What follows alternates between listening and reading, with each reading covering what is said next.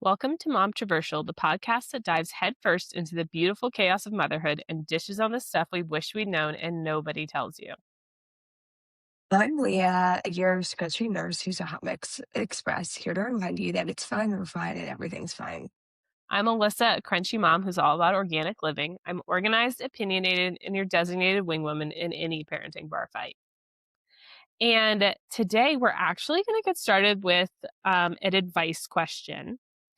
It's actually kind of a summary of questions that someone emailed us. So we really appreciate it when people do this because it just feels good to have someone interact with you and like actually care what you think, you know?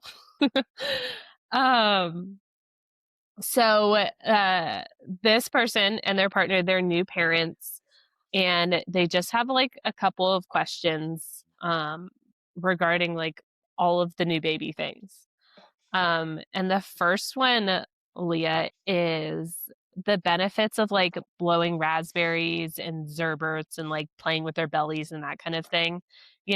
Is that good for them? That kind of thing. And I would say, heck yeah, it connects you with your baby. It connects your baby with you. Totally adorable. Just be gentle. Yeah.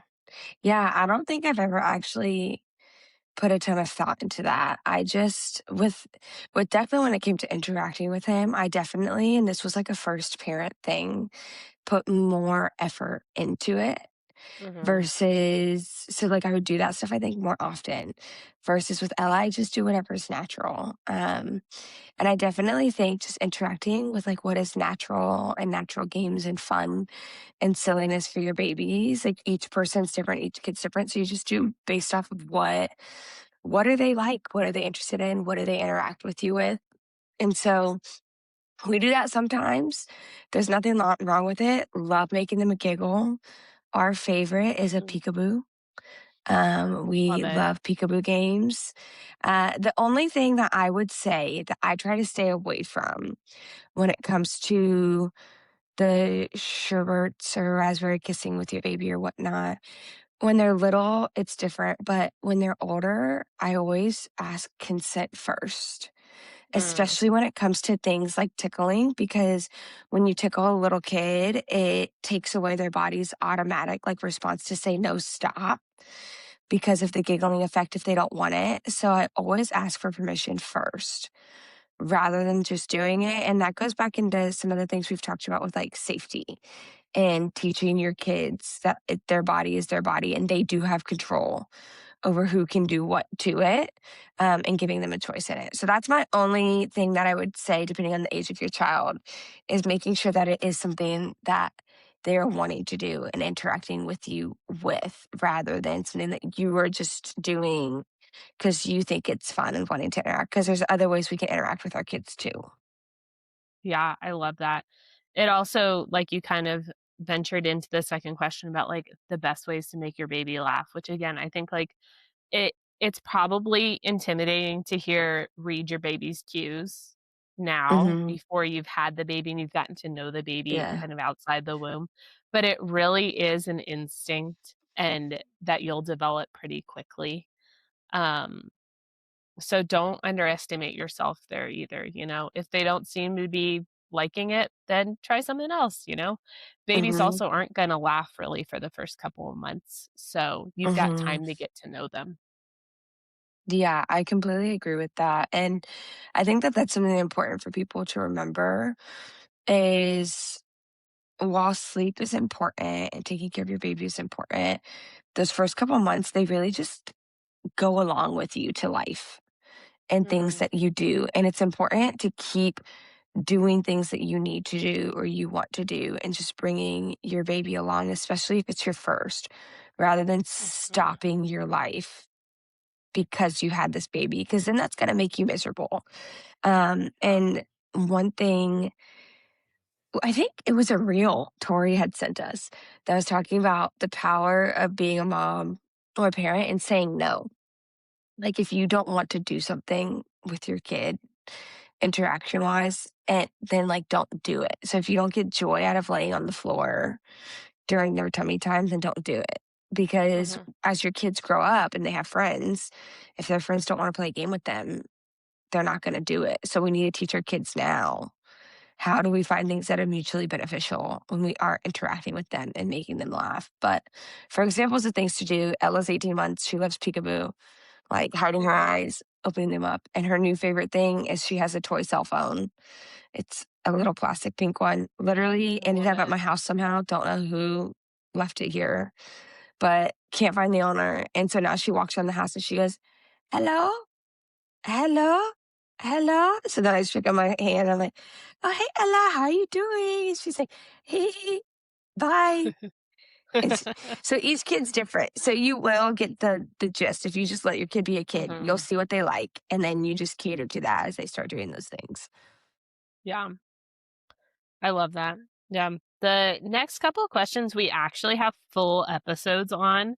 So I'm just going to kind of point you there. It's questions about sleep logistics, routines, and like just kind of effects of different routines on babies.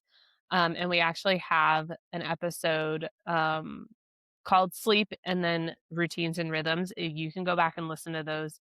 And we kind of give our thoughts there. And hopefully that will be helpful. And then another big question is starting solids. When you start, signs of readiness, how to transition, that kind of thing. Um, what do you think, Leah? So technically, given I know how hesitant we are sometimes with the American Academy of Pediatrics, but they technically say it's 6 months now. Oh, So interesting. we, yeah, so we don't start solids with our kids, with either of them. We didn't start until 6 months. But I, as a mom, was never a made my own baby food or a baby food purchaser. We went from milk to straight baby led weaning and started with foods that were easy for them to gnaw on because realistically, let's all be honest here, nobody actually, like babies don't actually eat or ingest solids until they're probably closer to 9 months or a year old. A lot of it ends up on them or the floor and it's a sensory experience. But we did baby led weaning and I actually downloaded an app. I wish I could remember the name of it with Declan, but I Is don't, it where it showed you like, solid starts?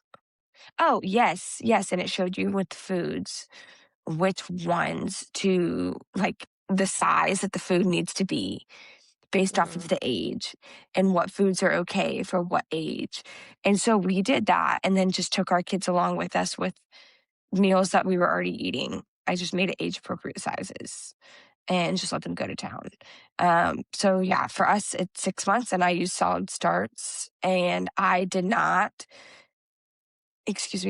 differentiate the food for our kids and us. They have always just been brought along with this is what we eat. This is what's the meal. You can either have it or you don't, and that's okay, but I'm not making you something else. I super, super agree, especially with that last part. I will never, unless we like literally don't have enough leftovers or something, you will never catch me making a separate meal for my Mhm, children. Like you eat what mhm, I make. mhm, But yeah, I think we waited until about 6 months too.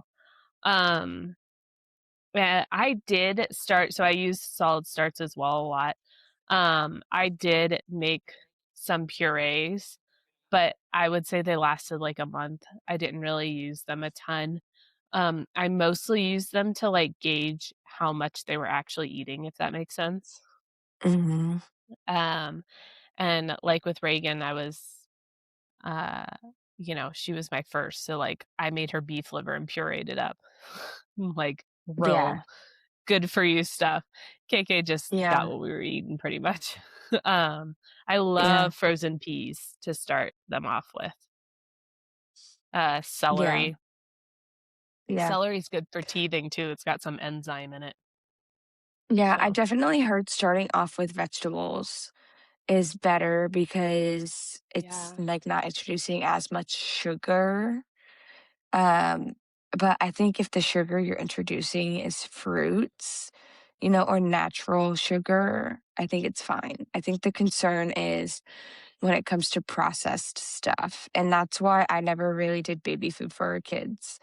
And I didn't make my own baby food because as a mom, I'm like a work smarter, not harder, and I don't like things that require extra effort of me.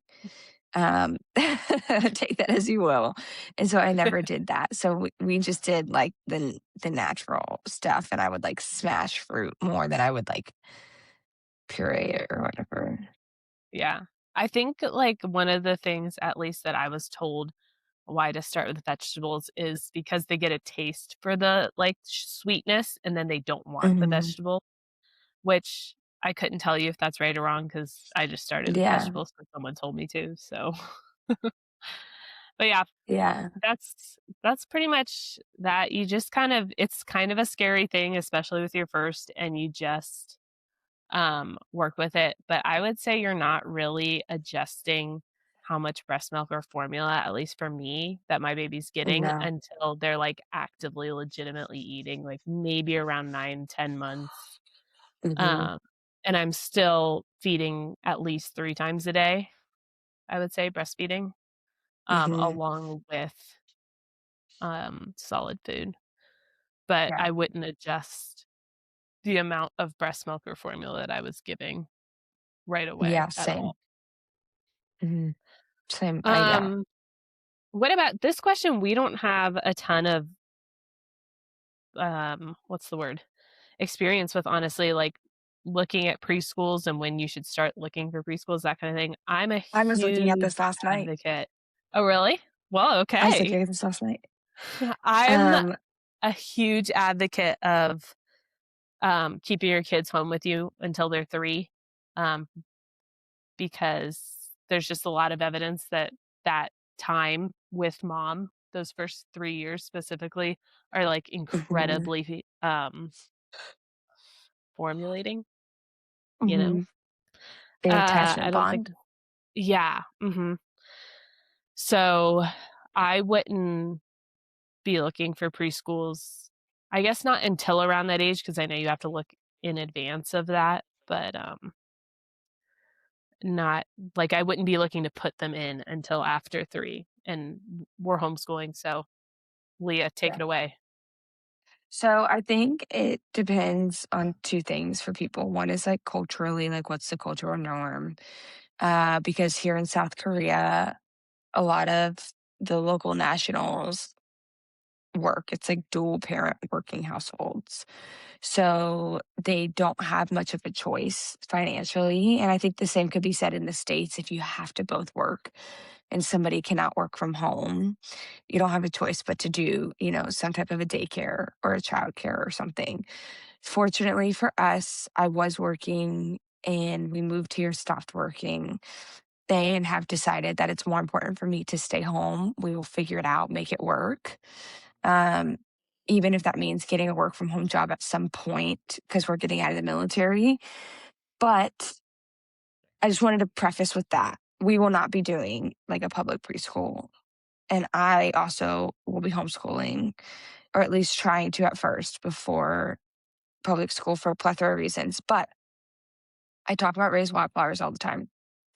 If you Mhm. guys have listened and followed, you've heard me tell Jerica how much I love her. And she has a homeschool curriculum called Nurture Wildflowers, and it's a play based curriculum for homeschooling.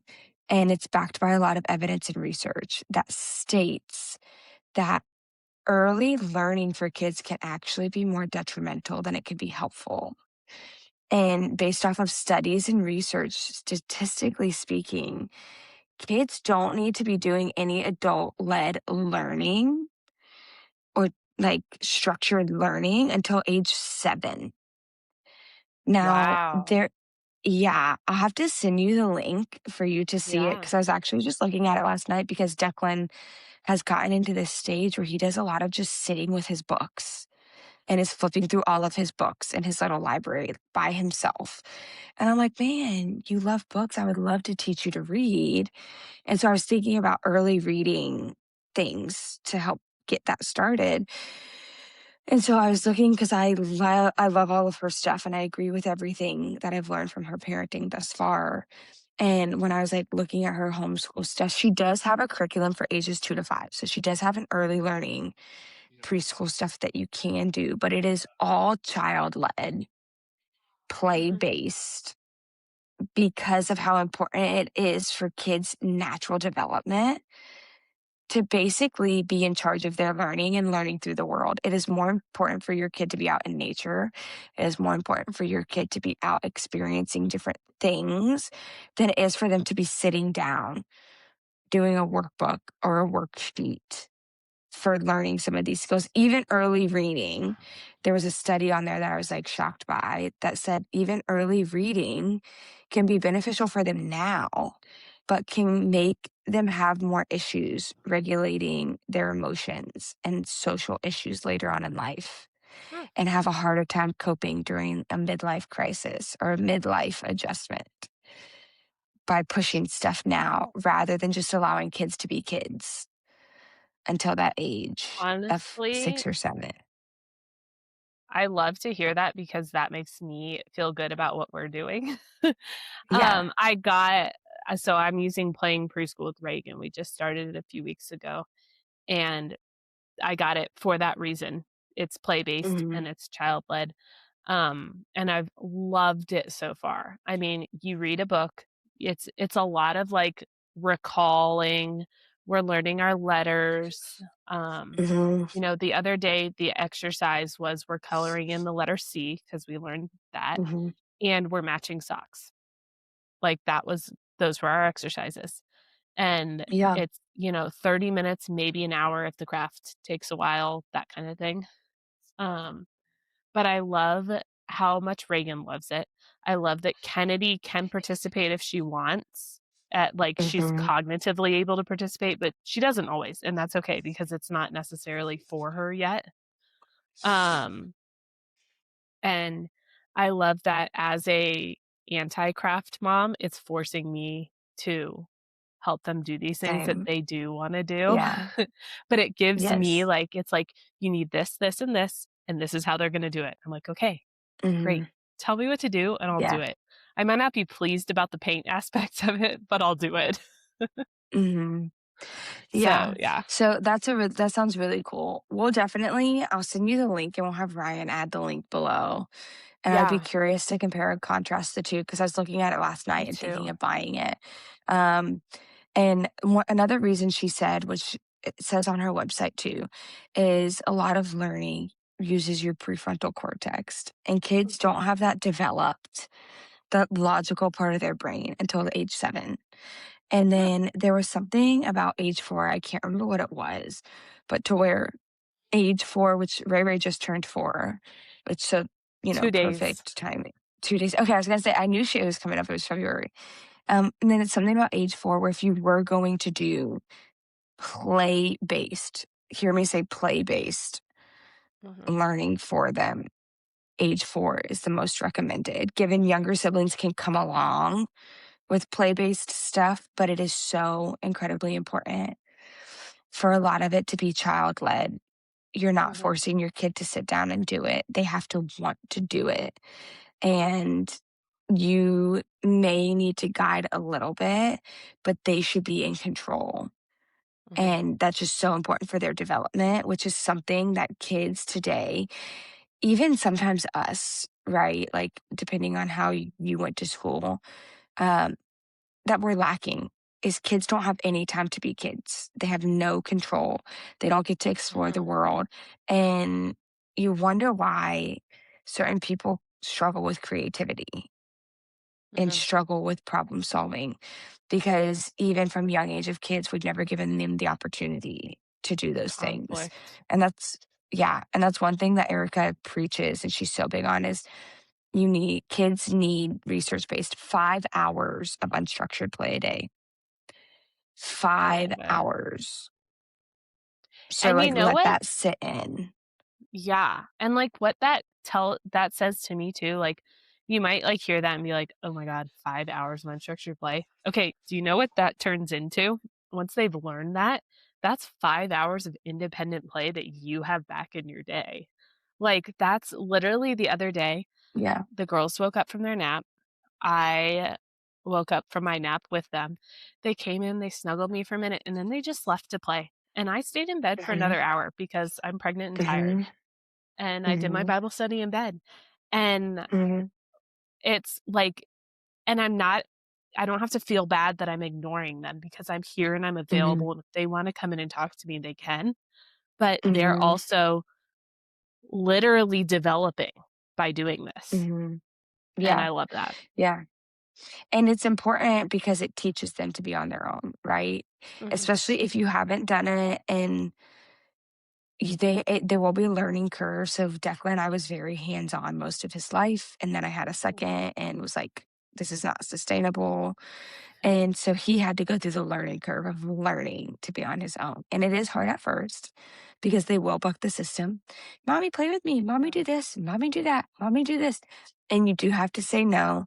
But one of the ways that I remedy that is one, kind of like what your girls just did, is I will set a timer. You get 15 minutes Mhm. first thing in the morning, 15 minutes first thing after nap time, where I will sit with you and do whatever you want to do. 15 minutes of Declan directed activity, play, whatever it is. And then I say, okay, once the timer goes off, mommy needs to do her chores. Mhm. Mommy needs to clean the kitchen, fold some laundry, whatever. And I will verbalize to Declan what I'm doing. So he will know it's not that mommy's not talking to him. It's mommy's doing this, that, and the other. And then he'll say, okay. And sometimes he will still come back and say, mommy, mommy, mommy. But I'll tell him, if you want mommy to play with you, you either need to wait till I'm done and then I can come because it's important for kids to learn to respect that, Mhm. yes, you are here to care for them, but you are not at their beck and call, that you need Mhm. to do things as well. And then, two, one thing he's gotten an age for is he wants to help.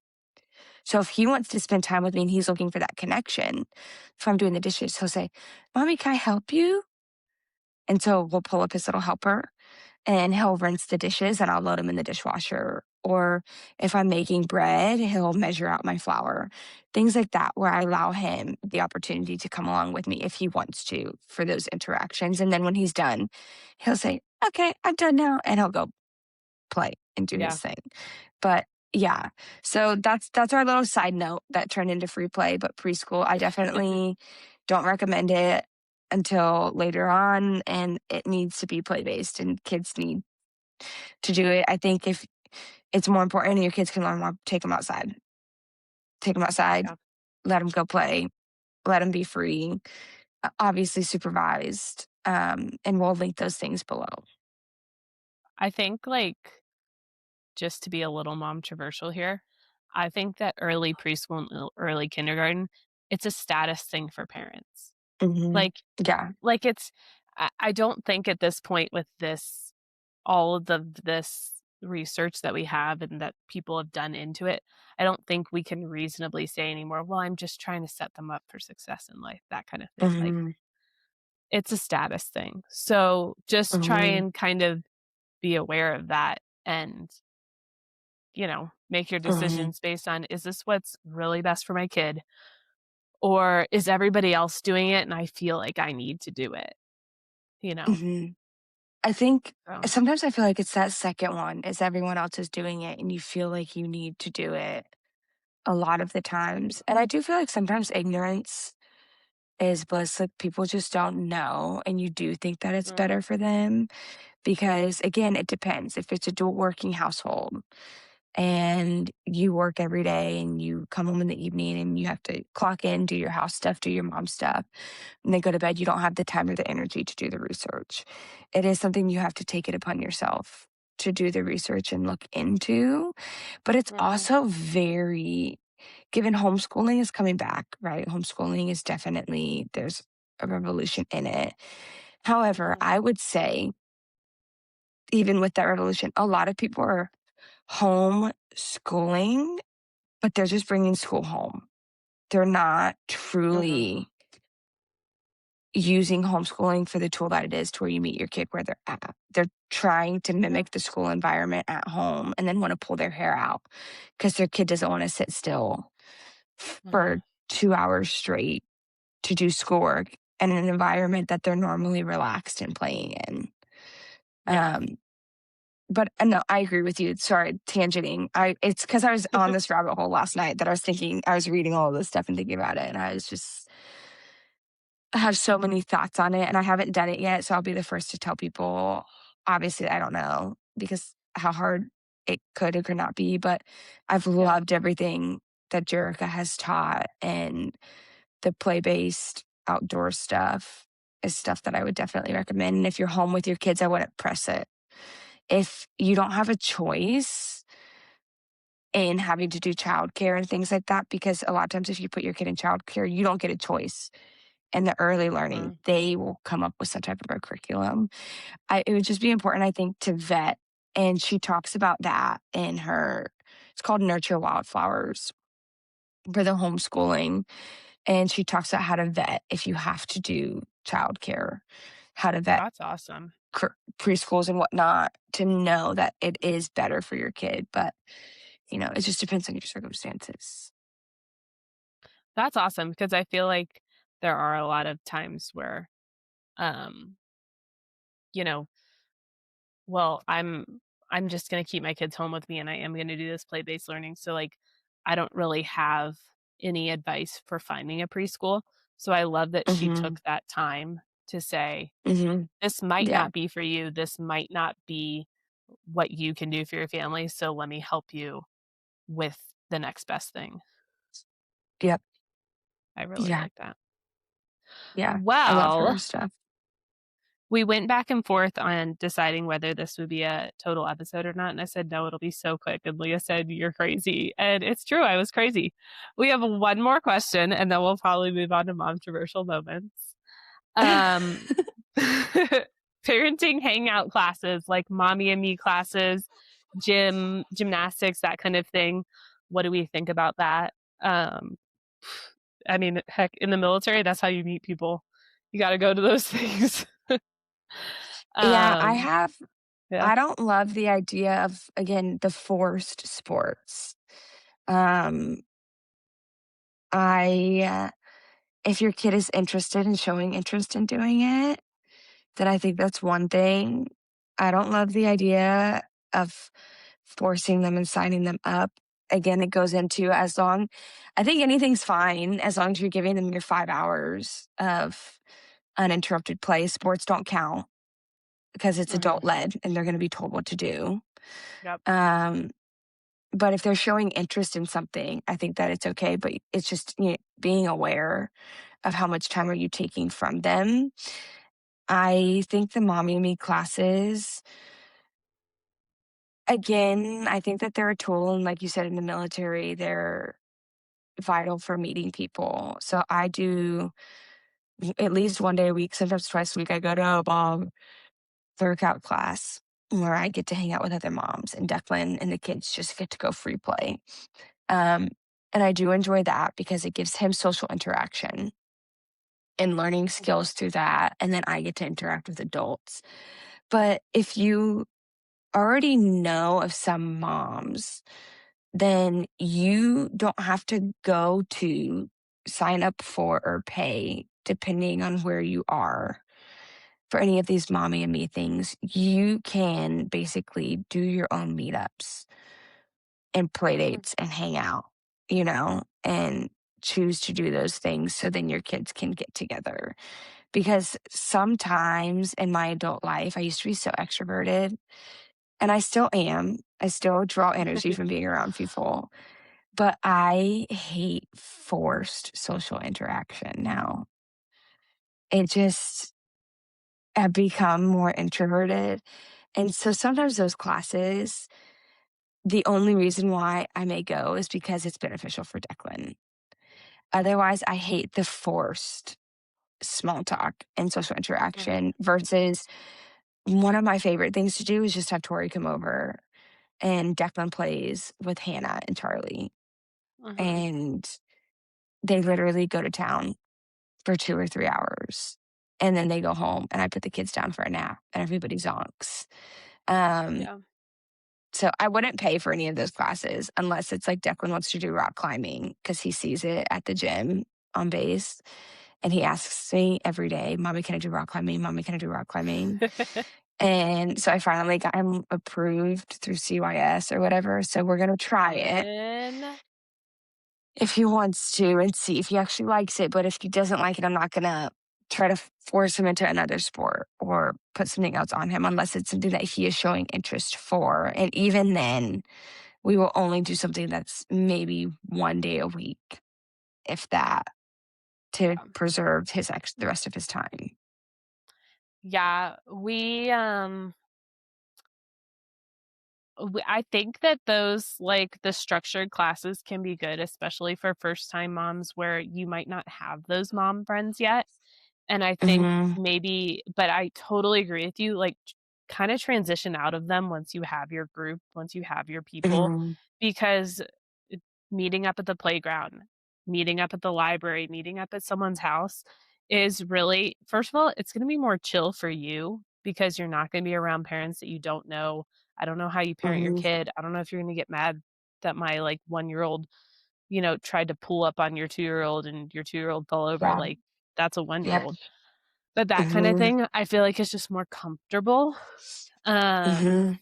as for, like, sports and stuff, I am too competitive to do any kind of organized sport before my kid like, we probably won't do it until 7, 8, 9, that kind of thing, because Mhm. you need to be able to follow the rules and you need to be able to play the game right. Like, I'm not cheering for you for scoring the other person's goal, I'm not doing it. I can't. Yeah. Um, and I know that's not good for them to have that kind of, regulation, I guess, early Mhm. on, like preschool-y, kindergarten timeframe. Mhm. So we probably won't do anything like that. We have done gymnastics, and the girls have loved it, and it has been adult-led, but it's very play. It's not like, Mhm. okay, you're learning these skills and you're being tested on these skills. It's like a play thing. Um, Mhm. and the girls loved it. We loved it. We started doing it here, and we're actually gonna stop at the end of this month just because I feel like Keki's still a little young for it, and she doesn't, Mhm. you know, she spends half her time coming out to go to the bathroom or get a drink of water, and it's expensive. So, like, I'm just not paying for this. Yeah. Yeah. And so instead, for Reagan's birthday, we got her some of the equipment. We're gonna put it outside on our porch, and now it's integrated into, you know, their 5 hours of free play every day. Mhm. And I think Mhm. that they'll love that just as much, Mhm. um, as actually going to the gym, and it cost us, like, only a month of the gym to buy the freaking equipment, so Yeah. Yeah. feels good to me. So and that's so valid. It's so So, yeah, valid. don't feel like you gotta do Yeah. it. Yeah, Yeah. controversial moments. What do you got, Leah? Oh, man. I would say I think one of my momtorial moments from this week is Declan the other day. So we FaceTime my mom a couple times a week. And my parents are building a house right now. And so Oh, when we were awesome. FaceTiming my parents, my dad was showing us through the construction of the house, saying, "This is gonna be this, that's gonna be that." And then when my dad was done, Declan had said, "Mommy, you show Mimi Decky bed?" And I said, "No, but you can show Mimi Decky's bed. Here, take my phone." And Declan took my phone and literally gave my parents a tour of the entire house. He said, Stop. "This is my bed. This is Sissy's bed. This is my library," and opened up his little closet where all of his books are. "This is my jungle gym. This is my trampoline. This is mommy and daddy's bed. This is the laundry room. These are my cars. That's my magnet tile. That's my TV." Like, literally everything that we own was giving them a tour. And then I would try to talk to my mom, and he'd say, "Mommy, I'm still talking to Mimi. You need to wait your turn." "No, mommy, I'm still talking to Mimi." And I just was dying because it just cracked me up that he was mirroring everything that he saw my dad doing, but going, as a 3-year-old to the not like the furthest degree that you can take it. And it was just so cute. And his language and his ability to communicate, I was just also one of those moments where I was just like, wow, I never thought that we would be at this point where you can talk so well. And Mhm. even my mom said that. And so it was just really cute when he gave me the house tour of everything that he owns ever. This is Sissy's scooter. This is my scooter. This is my new Paw Patrol bike. I love him So so much. yeah, it was It's so so cute. crazy. You're a real Yeah, human.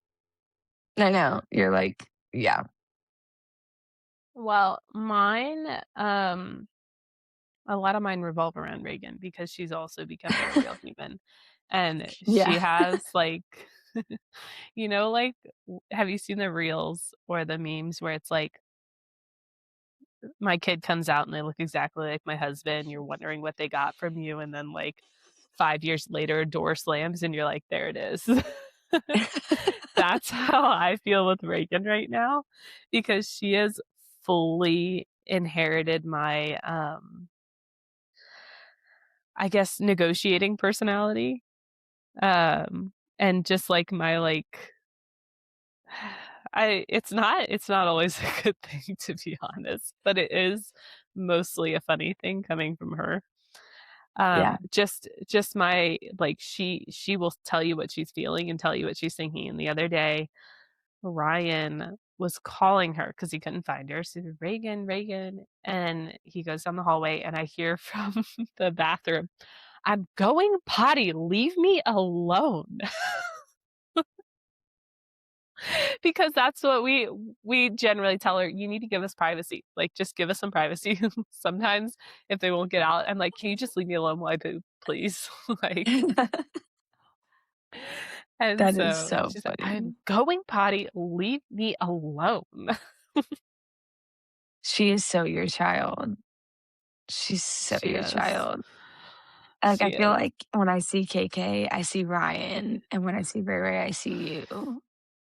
Given I know I haven't It's been so around them funny. since you guys went back to the States, but that But, cracks like, me you're up. right. Yeah. Yeah. Well, thanks so much for listening, everyone. We love to hear from you. We really appreciate this. Like, we literally just dedicated a whole episode to this, so like we really actually do care. You can reach out via email, which we'll put in the show notes. You can DM us on Instagram, wherever you want. You could DM us privately if you know us. Um, Mm. but we just really appreciate you coming on this journey with us and keep it Momtroversial. See you later. Bye. Bye.